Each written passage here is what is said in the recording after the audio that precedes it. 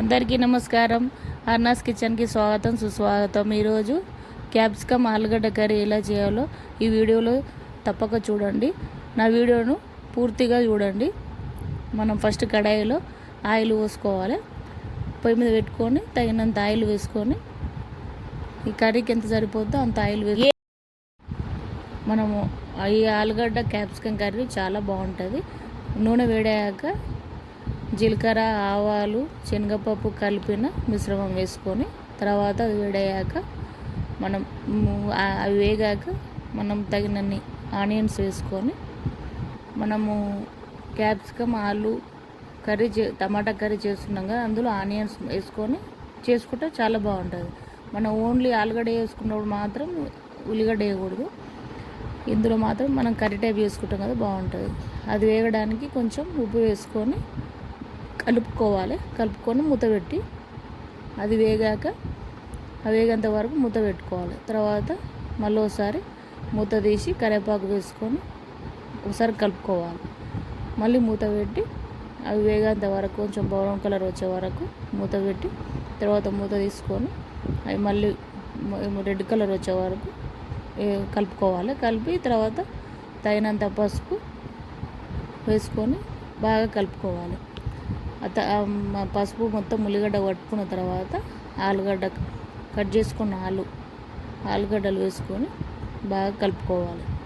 అవి కలిపాక ఆలుగడ్డకు ఉల్లిగడ్డ, కరివేపాకు, ఈ పసుపు, అల్లం వెల్లిగడ్డ పేస్టు అంతా బాగా పట్టుకునేటట్టు మంచిగా కలుపుకోవాలి. ఈ క్యాప్సికమ్ ఆలుగడ్డ కర్రీ మనము ఈ క్యాప్సికమ్ ఆలుగడ్డ కర్రీలో అల్లం వెల్లుల్లి పేస్టు కొంచెం ఆలుగడ్డ మనకు అలాగే ఉండేటట్టు, మొత్తం మెత్తగా కాకుండా ఉండేటట్టు అల్లం వెల్లుల్లి పేస్ట్లో కొంచెం వాటర్ పోసుకొని అలా వేసుకుంటే మనకు మంచి గ్రేవీ బాగా వస్తుంది. అందులోనే ఉడుకుద్ది, ఆలుగడ్డ మెత్తపడదు, బాగుంటుంది.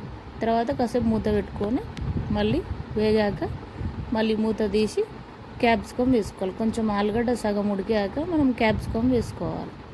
అప్పుడు మనకు క్యాప్సికమ్ కూడా మొత్తం మెత్తగా అయిపోకుండా మంచిగా కనిపెట్టేటట్టు ఉంటుంది. మంచిగా కలుపుకోవాలి. మధ్యలో గిట్లా మీడియం సైజు లాగా కట్ చేసుకోవాలి, బాగా కనిపిస్తాయి అవి. అలా కలుపుకున్న తర్వాత మంచిగా మొత్తం క్యాప్సికమ్కు ఆలుగడ్డ మిశ్రమం మొత్తం పట్టాలి.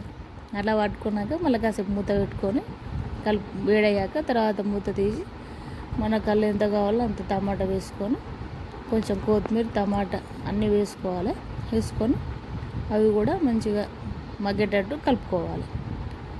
ఇక టమాటా, క్యాప్సికమ్, ఆలు మొత్తం మంచిగా కలిపేటట్టు, మొత్తం కారం కలిపేటట్టు మంచిగా ఇట్లా కలుపుకోవాలి. తర్వాత మనకు ఈ కర్రీకి ఎంత సరిపోద్దో అంత కారం వేసుకొని మంచిగా కలుపుకొని గ్రేవీకి కొంచెం వాటర్ పోసుకొని అలా ఆలుగడ్డ, క్యాప్సికమ్ గ్రేవీ పోసినాక మూత పెట్టుకొని మనకు అలా గ్రేవీ రెడీ అవుతుంది. మన క్యాప్సికమ్ ఆలు ఫ్రై రెడీ. Thank you.